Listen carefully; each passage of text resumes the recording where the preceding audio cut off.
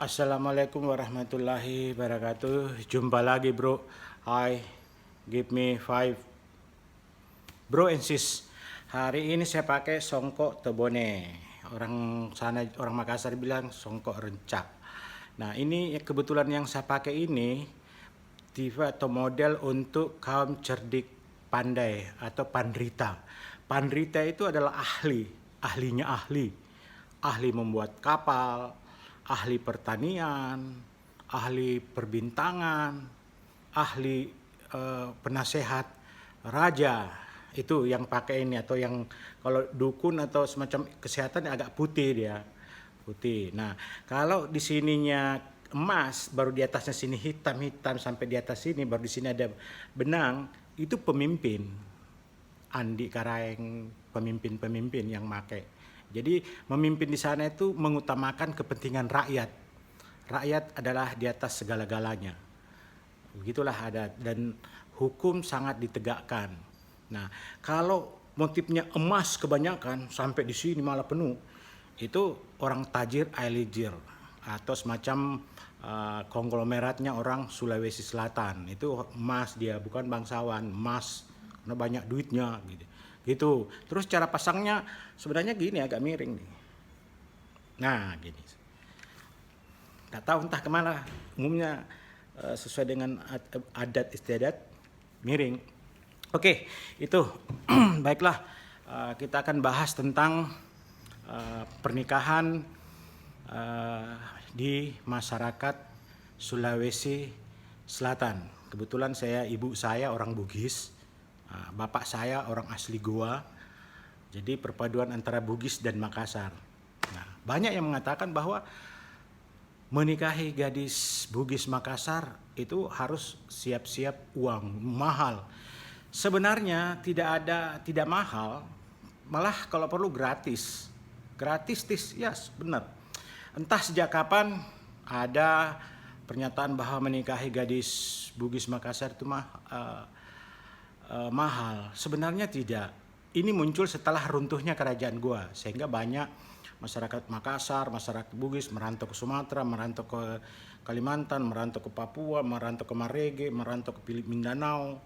Nah, di sana kembali ke Sulawesi Selatan membawa uang, langsung melamar gadisnya.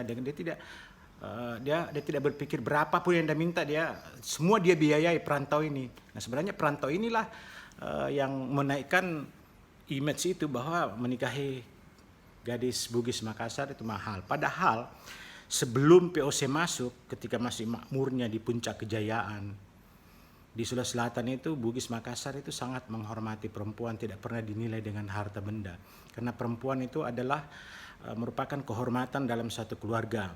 Karena baik buruknya keluarga itu dinilai dari istilahnya kehormatan wanita itu terjaga, harus melebihi, tidak cicilan gitu loh, itulah istinya. Kenapa saya mengatakan bahwa tidak mahal? Karena waktu Datulu menikahi adik dari Sultan Hasanuddin itu cuma pandangan mata aja selesai, langsung dinikahkan. Karena memandang seorang wanita itu di Sulawesi Selatan sangat tabu. Kalau sederajat sama-sama bangsawan itu dinikahkan. Tapi kalau di bawah ya wassalam. Begitu. Kenapa dulu tidak ada maharnya dan tidak semahal yang sekarang ini setelah para perantau berhasil? Karena ada istilah pada idi pada elo, sipatuo sipatokong. Kamu mau, saya mau. Mari kita hidup bersama-sama membangun mahligai rumah tangga. Itu intinya.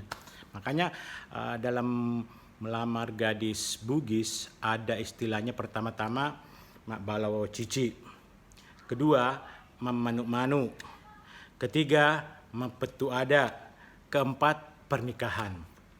Nah, mak balau cici ini diambil dari istilah tikus. Ada itu tikus kecil yang sering masuk rumah itu, dia sering kalau ada orang dia lari, tapi kalau tidak ada dia bersarang di bawah kursi atau di bawah kasur. Nah, mak balau cici ini artinya laki-laki mengirim utusan mengamati perempuan itu. Apakah perempuan itu sudah bisa dinikahi, apakah itu perempuan pintar mengurus rumah tangga, pintar memasak. Intinya kalau orang Bugis sudah pintar masak ini, apakah cobek-cobek atau sambal, orang Bugis itu kadang cobek-cobeknya atau sambalnya dilihat bagus, bagus sambalnya buatan cewek itu, maka baguslah cewek itu. Kedua, bisa mengatur rumah, bisa menjahit baju, pokoknya pekerjaan yang mengatur rumah itu namanya balau cici. Terus memanu-manu itu diambil dari kata ayam. Perhatikan, ayam jantan kalau dia mau kawini ayam betina itu dia itari dulu itu, diputar, setelah cocok teras, ya kan. Nah, memanu-manu ini sudah mulai terbuka, pengamatan secara terbuka. Apakah punya pacar, sudah ada yang lamar. Nah, kalau sudah pengamatannya bagus, di cross check, semua cocok, bagus, memanu-manu, masuklah. Kira-kira sudah bisa dibicarakan, mau bertanya, bisa melamar, apakah sudah tidak ada yang simpan dia. Kalau semuanya cocok, tidak ada yang simpan atau tidak ada yang melamar, maka maju mapetu ada. Mapetu ada itu sudah bicara mau menikahnya, kapan, berapa yang akan dinaikkan, apakah kapan pelaksanaannya. Nah, di sini letak kelihayan, makanya ada capak lila, ujung lidah, kelihayan komunikasi secara terbuka bahwa laki-laki kemampuannya sekian, uangnya sekian, nah sini. Nah, kalau pihak perempuan sudah mengetahui, ya, dia bisa menambahi. Nah, dalam pernikahan setelah mapetu ada, dalam pernikahan itu disebutkan mahalnya sekian, padahal intinya biasanya dana itu sekian dari perempuan, juga sebagian kecil dari laki-laki. Jadi kalau bilang mahal sebenarnya tidak. Nah, kenapa bisa mahal? Saya mengamati dan saya melihat bahwa sebagaimana saya katakan bahwa setelah runtuhnya kerajaan Goa, itu orang Bugis, orang Makassar banyak pergi merantau. Ada ke Sumatera, ada ke Kalimantan, ada ke Ambon, ada ke Mindanao sana.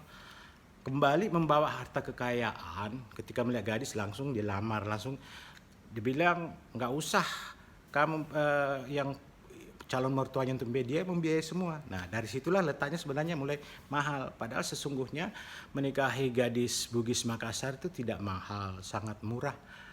Tergantung dari bagaimana mengkomunikasikan, bagaimana prosesnya membalau cici, memanu-manu, mapetu ada, baru pernikahan. Disitulah sebenarnya intinya untuk menyelesaikan persoalan itu. Jadi kalau bilang mahal, nggak mahal sih. Orang Bugis nggak menilai anaknya dengan materi, nggak, dengan ini dan ini, serta keterampilan bekerja, majama, begitu.